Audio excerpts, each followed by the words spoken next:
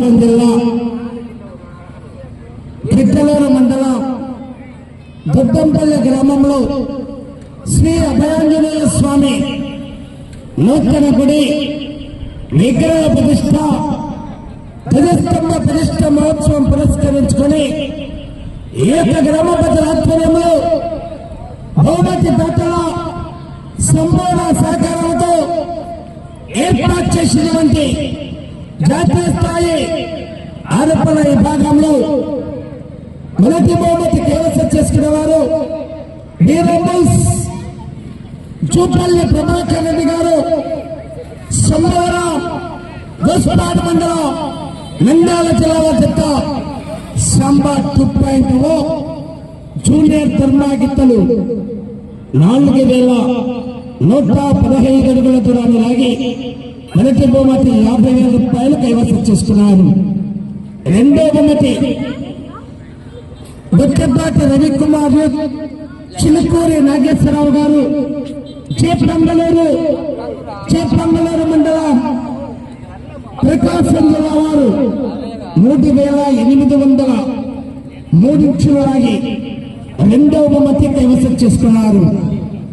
మూడవ బహుమతి చూపల్లి ప్రభాకర్ రెడ్డి గారు సోమవారం గోస్పాడ్ మండలం నంద్యాల జిల్లా వద్ద రుద్ర శివన్ గిత్తలు 3,726 అడుగుల 7 ఇంచులు లాగి మూడవ బహుమతి కైవసం చేసుకున్నారు.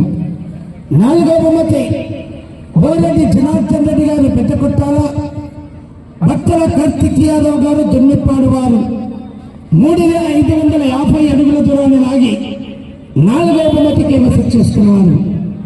ఐదవ బహుమతి ఏడవ వర్షవర్ధన్ రెడ్డి గారు పక్కపాడు కురిచూడు మండలం ప్రకాశం జిల్లా వద్ద 3,503 అడుగుల 3 ఇంచులు లాగి ఐదవ బహుమతి కైవసం చేసుకున్నారు. ఆరవ బహుమతి డివి కేబుల్స్ నాయర్ కృష్ణ గారు దుర్గా ఖమ్మం మండలం మార్కాపురం జిల్లా వారు 3,364 అడుగుల 5 ఇంచులు లాగి ఆరవ బహుమతి కైవసం చేసుకున్నారు.